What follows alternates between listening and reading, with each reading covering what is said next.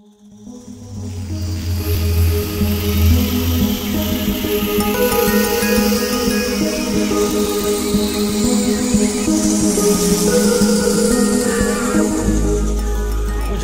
4,50,000 ખેડૂતોને 10 વર્ષથી વીજળીના કનેક્શન કેમ નથી અપાયા? 1,75,00,000 गुजरातियों घर में पीवा चोख्खू पानी केम नहीं मिलता? जहां अहमदाबाद का सारा कूड़ा डाला जाता है वहां 4,000 परिवारों को रिलोकेट किया गया। क्या गुजरात सरकार इनको कचरा समझती है? गुजरातनी 55% महिलाओं लोहीनी उणप केम छे? શું આ સાચું છે કે નવસારી કૃષિ યુનિવર્સિટીની જમીન 7 સ્ટાર હોટલને આપી દેવામાં આવી?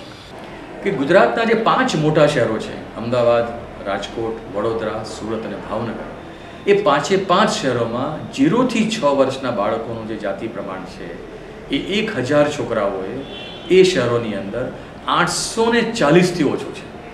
તો સવાલ એ છે કે આ મોટા શહેરો કે જ્યાં ગુજરાતની તમામ યુનિવર્સિટીઓ છે, જ્યાં ગુજરાતની તમામ ઉચ્ચ શૈક્ષણિક સંસ્થાઓ છે, જ્યાં ગુજરાતના મોટા મોટા કોર્પોરેટ હાઉસીસ ત્યાં બેઠા છે, જ્યાં બહુ જાણીતા રાજકારણીઓ, સમાજ ચિંતકો આપણે ત્યાં બેઠા છે, એ જ 5 મોટા શહેરોની અંદર દીકરીઓને કેમ જન્મવા દેતા નથી?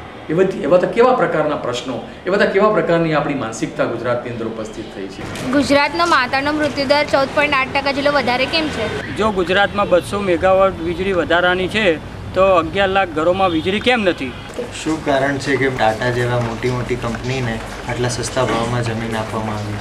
વિધવા સહાયની પ્રક્રિયા એટલી જટિલ કેમ બનાવી છે કે વિધવા સહાયની पेंशन बहनों मेळवी नहीं सकता? अदर स्टेट में पेट्रोल के भाव इतने कम क्यों है और गुजरात में इतने ज़्यादा क्यों है? महिलाओं विरुद्ध गुजरात में हिंसाना आंकड़ा केम वधी रह्या छे? गुजरात सरकार एवं कहे छे कि अमे 12.5 लाख मकानों बांध्या અને એમાં પણ પછી એ કહે છે કે 9 લાખ મકાનો અમે દલિતો માટે બાંધ્યા। જો ગુજરાતમાં 8 લાખ દલિત પરિવાર રહેતા હોય તો આ 9 લાખ મકાનો કોને ગયા? આજની તારીખે જો 50% કરતાં વધારે ગામડીય દલિતોને રહેવા માટેની સુવિधा ना હોય તો આ બાકીના મકાનો ક્યાં ગયા? कि जो रिवर प्रोजेक्ट बना है काफ़ी हद तक देखने में अच्छा लगता है, लेकिन वो किसकी कॉस्ट पे बना है? मेरे हिसाब से ह्यूमैनिटी की कॉस्ट में। पर क्यों? क्या वो जो गरीब लोग हैं उनको रहने का हक नहीं है?